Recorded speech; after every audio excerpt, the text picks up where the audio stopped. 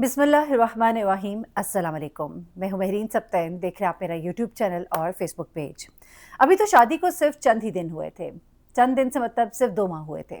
लेकिन फिर ऐसा क्या हुआ कि खूबसूरत दुल्हन अपने ही दुल्हा को कत्ल कर दे। जी हाँ, वलीमे से सिर्फ चंद दिन पहले ही उसके दुल्हा की लाश उसके घर के छत से पंखे से लटकती भी मिलती है। लेकिन पुलिस को दुल्हन पर क्यों शक जाता है, ये जानने के लिए थोड़ा सा कहानी का बैकग्राउंड आपको बताऊंगी। इसी दुल्हन के कमरे से आखिर में पुलिस को एक ऐसा सबूत मिला कि वो भी बेबस हो गए और अपनी ही पेटी बहन को गिरफ्तार करने पर मजबूर हो गए। जी हाँ, ये दुल्हन जिसका नाम दुआ है, ये एक लेडी पुलिस कांस्टेबल है और इसके कमरे से आखिर में एक ऐसा सबूत मिला जिसके बाद पुलिस के पास अब कोई चारा नहीं था। आप सोचेंगे कि आमतौर पे जब भी किसी कत्ल केस को हम डिस्कस करते हैं तो हम उसमें बताते हैं कि मोबाइल डाटा रिकॉर्ड मिला या फिर आपके पास से आपकी लोकेशन का कुछ ऐसा सबूत मिला। लेकिन यहाँ पर वो तमाम चीज़ें उसे मासूम साबित कर रही थी, लेकिन घर में मौजूद एक सबूत और उसके बाद बच्चों ने भी कुछ ऐसी बातें अपने नाना को, अपने दादा को बताई हैं जो चीज़ें उसे और मशकूक बना रही हैं। अच्छा, ये चीज़ें उन्होंने बताई अपने दादा को है, लेकिन अब वो बात उस दादा से पहुंची उनके एक दोस्त को और दोस्त से पहुंची है ये पुलिस को।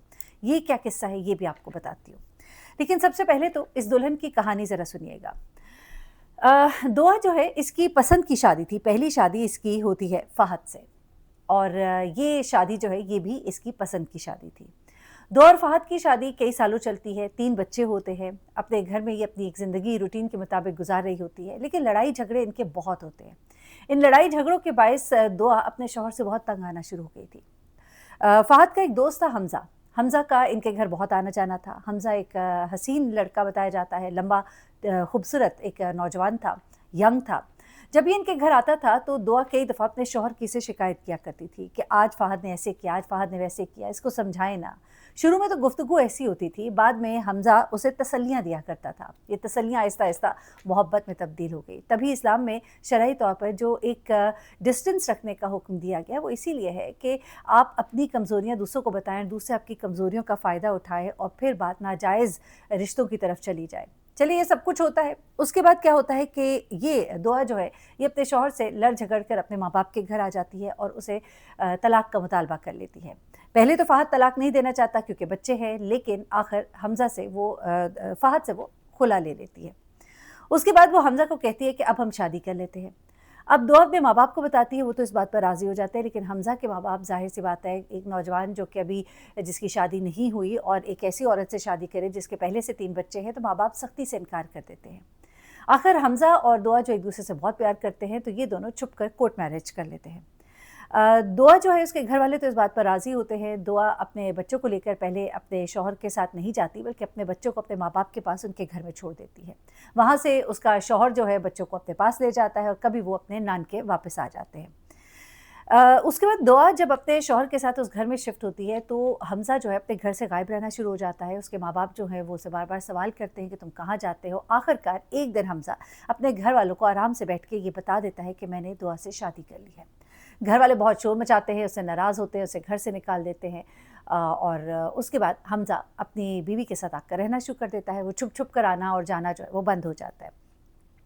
अब कुछ दिनों के बाद आखिरकार घर वाले जो है वो राज़ी हो जाते हैं। वो बड़ों को बीच में डालता है, ख़ानदान वालों को मिन्नत समाजत करता है, आखिर वो मान जाते हैं और फिर वलीमे की तकरीब जो है वो रखी जाती है।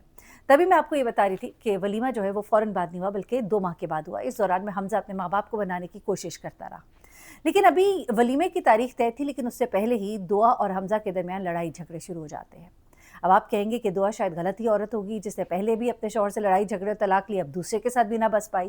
लेकिन यहाँ पर एक और वजह होती है। उसकी वजह जो दुआ ने बयान की वो मुख्तलिफ है, जो हमज़ा ने बयान की वो अपने बाप को जो उसने बताया वो एक अलग वजह थी और निकल कर के आई और कमरे से ऐसा क्या सबूत मिला कि आखिर में दुआ फंसी गई। होता कुछ इस तरह से है कि दुआ अपने साबका शौहर से अब बातचीत शुरू कर देती है।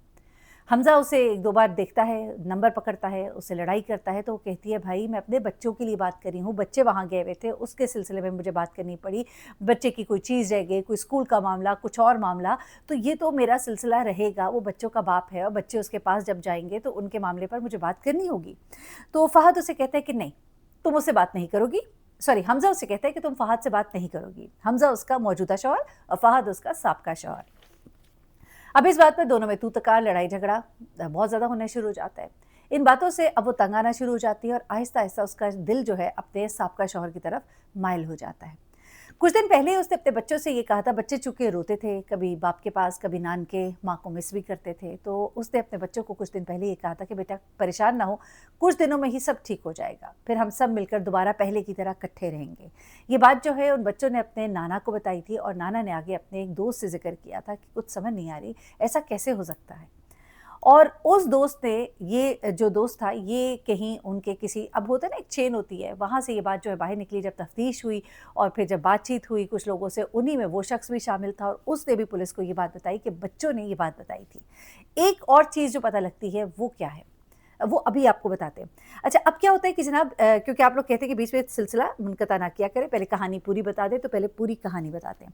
अब क्या होता है कि दोनों में लड़ाई झगड़ा शुरू हो गया और लड़ाई झगड़े में बात मारपीट तक भी जा पहुँची और उसके कुछ ही दिनों के बाद हमज़ा जो है उसकी घर में लटकी हुई लाश मिलती है। दुल्हन जो है भागी-भागी अपने ससुर के घर जाती है और उन्हें कहती है कि न जाने क्या हुआ, हमज़ा ने अपने आप को फंदा लगा लिया है। ससुर भागे-भागे आते हैं और अपने बेटे को इस हाल में देखते हैं, फ़ौरन ही पुलिस में कंप्लेन कराते हैं और कहते हैं कि मेरे बेटे को उसकी दुल्हन ने मारा है। अब वो अपने ससुर के सामने मिन्नत समाजत कि आप कैसी बातें कर रही हैं, मैं इससे मोहब्बत करती हूँ, मैं इसको कैसे मार सकती हूँ, इसने देखिए ना खुद लटक के पंखे से खुदकुशी की है, मैं इतने बड़े वजूद को उठा के कैसे लटका सकती हूँ। लेकिन ससुर किसी तौर मानने को तैयार नहीं थे। उन्होंने पुलिस को ये भी जाकर बताया कि मेरा बेटा अपनी इस बीवी से अब तंग था। इन दोनों के दरमियान लड़ाई झगड़े होते थे और उसने मुझे आके ये बताया था कि वो अपने साबका शौहर से बातें करना शुरू हो गई है और हमारे घर में लड़ाई झगड़े भी शुरू हो गए।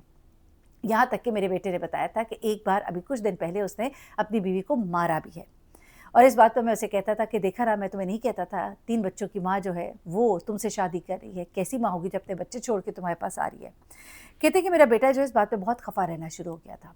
अब इस बात पर पुलिस ने एफआईआर दर्ज तो कर ली, लेकिन अब मकसद ये था कि पता करे, सबूत इकट्ठे करे। कॉल डाटा रिकॉर्ड ठीक है, बीवी वहाँ मौजूद थी, तो भाई बीवी का घर था, वो कहती है मुझे पता ही नहीं लगा, कमरे में जो कुछ भी हुआ, जैसे भी हुआ मामला। फिर उसके बाद दूसरा जो था वो होता है कॉल्स। तो अपने साबका शौहर के साथ वो राब्ते में थी, उस पर वो पहले ही बता चुकी थी कि मैं अपने शौहर से बच्चों के सिलसिले में बात करती थी, तो इस पर भी उसको ऐसा कुछ नहीं कहा जा सकता था। फ़ोन से भी कोई मैसेजेस ऐसे नहीं मिले। हाँ, फ़ोन का फॉरेंसिक होता है, लेकिन फॉरेंसिक से पहले ही कुछ चीज़ें और पता लग गई। जनाब, जब लाश को हॉस्पिटल ले जाया गया तो पता लगता है कि लाश की हालत है, ख़ास तौर पे उसके हाथ और पाँव पर रस्सियों के निशानात थे। अच्छा, रस्सियाँ जो थीं उनके निशानात, चूँकि जैसे ही बंदा मरता है तो फिर वो चीज़ें और ज़्यादा सॉलिड निशान हो जाते हैं और वैसे भी चीज़ें तो फ़ौरन ही ऑब्ज़र्व कर ली जाती हैं। अब जब लाश लटकी हुई थी तब तो हाथ-पाँव खुले हुए थे, लेकिन लाश के जिनके बॉडी पर जो रस्सियों के निशानात थे वो बता रहे थे कि बॉडी को बाँधा गया था मारने से पहले। अब यहाँ पर सबूत जो है वो मिल गया, लेकिन अभी भी पूरा सबूत नहीं मिला। अभी भी ये कि अच्छा हाथ बाँधे गए, किसने बाँधे, क्या हुआ, क्या नहीं हुआ। उसके बाद जनाब इसको जब पुलिस जो है पकड़ती है इसकी बीवी को और इससे सवाल जवाब करती है, तो वहाँ पर वो साफ इनकार कर देती है, कहती है मुझे नहीं मालूम, कैसे कह सकते हैं, कोई जिस्म पर आप देखिए, कोई इधर-उधर मेरा निशान, कुछ इस तरह से नहीं। अब उसके बाद पुलिस जो है वो आके कमरे का बाकायदा मुआयना करती है। मुआयना करने में एक चीज़ दुल्हन के कमरे से उनको मिलती है और वो होती है रस्सी के वो टुकड़े जो कि उसने जल्दी में बिस्तर के नीचे फेंक दिए थे। बिस्तर के नीचे से रस्सी मिलती है और रस्सी को जब पकड़ा जाता है तो रस्सी पर से जो प्रिंट मिलते हैं वो दुल्हन और उसके साबका शौहर के होते हैं। दुल्हन को फ़ौरन गिरफ्तार किया जाता है क्योंकि ये इतना सॉलिड सबूत होता है कि इसके बाद तो कोई गुंजाइश बाकी रह ही नहीं जाती। उसके बाद जो इसका साबका शौहर है उसको ढूँढने के लिए जब छापे मारे जाते हैं तो वो कहीं भी नहीं मिल रहा होता। अभी तक तो जो इत्तलात है वो नहीं मिला, लेकिन अनकरीब मिल ही जाएगा।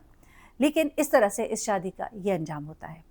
नौजवान जो शादीशुदा औरतों की मोहब्बत में फँस जाते हैं उनका भी कैसा अंजाम होता है ये भी देख लीजिए। आज से पहले हम औरतों की कहानियाँ सुनाते थे, लेकिन इस ज़ालिम औरत ने अपने शौहर को इसे खुद बताया बल्कि कि मैंने, चूँकि अब लड़ाई झगड़ा हो रहा था और मेरे बच्चे बहुत डिस्टर्ब थे, मैंने अपने शौहर से 1-2 बार ज़िक्र किया कि ये मुझे यूँ मारता पीटता है, तो उसने फिर मेरे साथ हमदर्दी जताई और हमारा आपस में रिश्ता बहाल होना शुरू हुआ और हमने सोचा कि हम इसे रास्ते से हटाकर, क्योंकि मैंने इसे जब तलाक मांगी तो उसने कहा तलाक तो तुम्हें नहीं दूंगा, यूं ही तुम मेरे नाम पर बैठी रहोगी।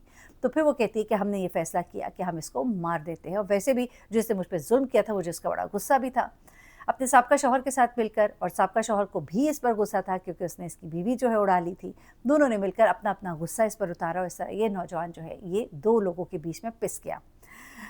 इसके बाद ये जो शख्स है इसे अभी गिरफ्तार करने के लिए छापे मारे जा रहे हैं, और ये जो औरत है ये अब जेल की सलाखों के पीछे है। वो बच्चे जो पहले सिर्फ माँ के लिए रोते थे, अब वो माँ और बाप दोनों के लिए रोएंगे।